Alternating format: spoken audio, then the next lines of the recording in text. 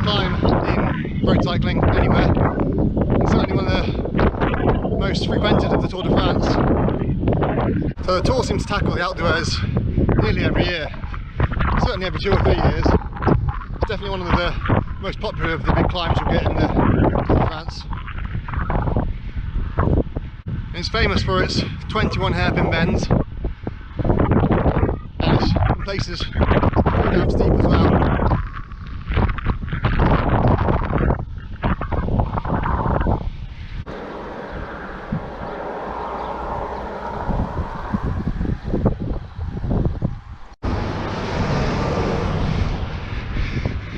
From metre 1, the gradient's already over 10%. So I'm in my second smallest gear already, barely even started.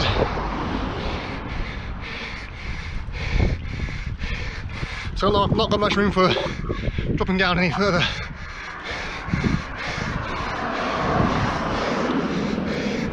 Have to hope it gets a bit easier once I'm warmed up. That's hairpin 1 done, only another 20 to go.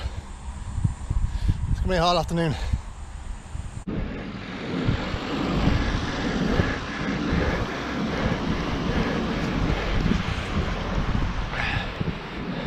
Hairpin 2, I'm now in my smallest gear, so definitely no more margin for error. Luckily I think this is actually the steepest kilometre, kilometre 2, although there's a couple more pretty steep ones near the end as well.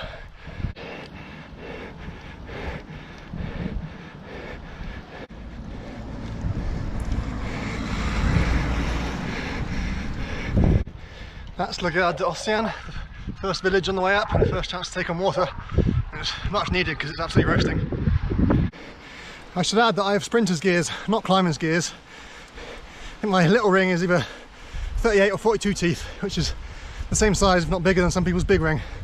So it's not quite as hard as I'm making it look. If you've got the bike that's made to go up hills like this, I just don't.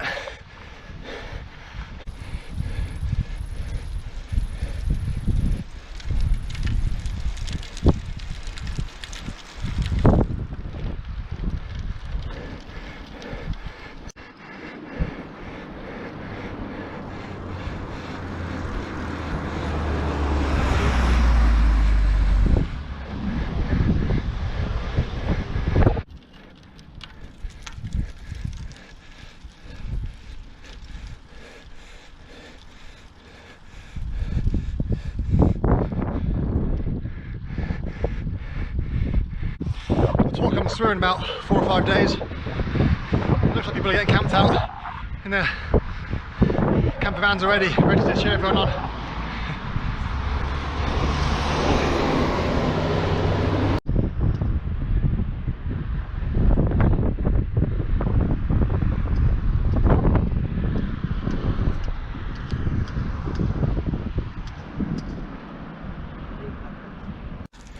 Nine hairpins left, which means, including this one, I've done 12. So that's over halfway in terms of hairpins, but I don't think it's over halfway yet in terms of distance. As for altitude, I don't know. Might be over halfway, but still a long way to go.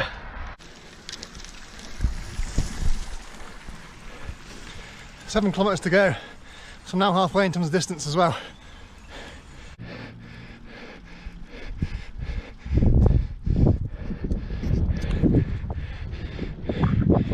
Mountains, definitely not me today. Won't be setting any speed records, that's for sure.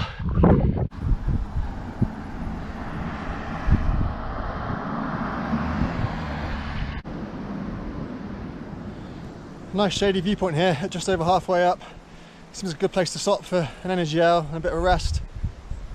The next village we see up there is the village of HUEZ, which is what the Alpe d'Huez is named after. And then that monstrosity on top of the hill is Alpe d'Huez, the purpose-built ski resort where we finish this climb, but certainly is hideous.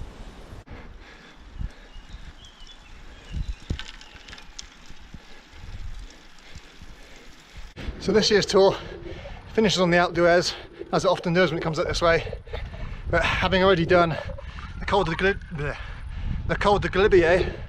and the Col de Croix de Fer, So that's 3 HC climbs in a day. Pretty brutal.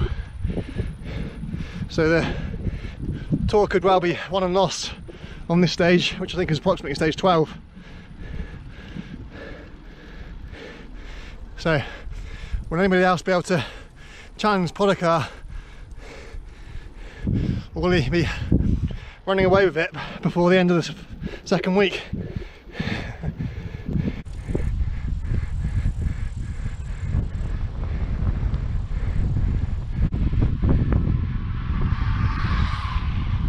You know you're getting close to the top when the buildings start to get really, really ugly. Pretty alpine village, Alpe HUEZ is not.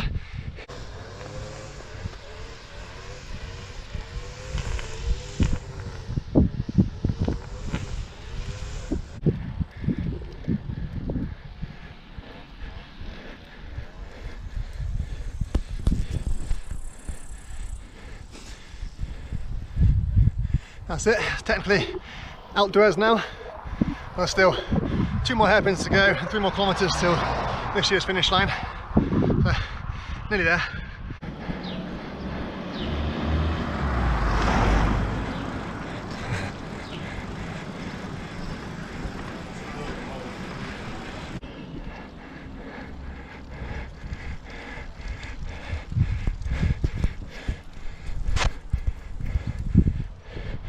Final hairpin, final kilometre, nearly there. 1 kilometre to go, Flamme Rouge.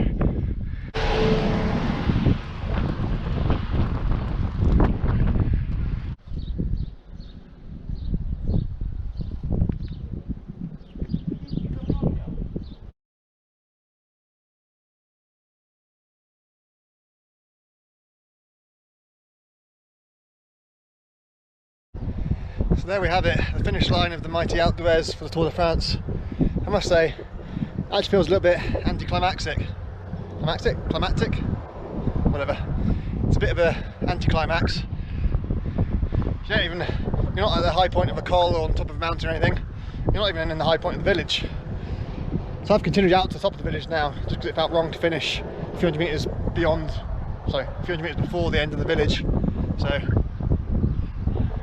I've gone a little bit higher, but even so, it's a pretty ugly finish line, like all purpose-built ski resorts in summer. It's a bit of an eyesore, just lifts everywhere, but there we are. The Alps need tourism, so shouldn't complain too much. It's not the biggest climb in the Tour de France in terms of altitude, nor is it the longest, and it's certainly not the steepest. Indeed, it tops out just over 1,800 metres, max gradient of about 11%. It's only 14 kilometres long, so compared to the Galibier, which is 35 kilometres long and tops out at over 2,600 metres, it's only a baby. But even so, it's a pretty brutal climb, and as is quite often the case, it's often the finish line of the race, so the riders will be knackered by the time they get here, and it's just iconic because of the endless hairpins, and it's really spectator friendly because it's quite easy to get up here by car. You can claim your spot days in advance, camp out on the hairpins and visit the various villages and so on. So yeah, it's a classic. May not be pretty, but it's good. And now I'm exhausted.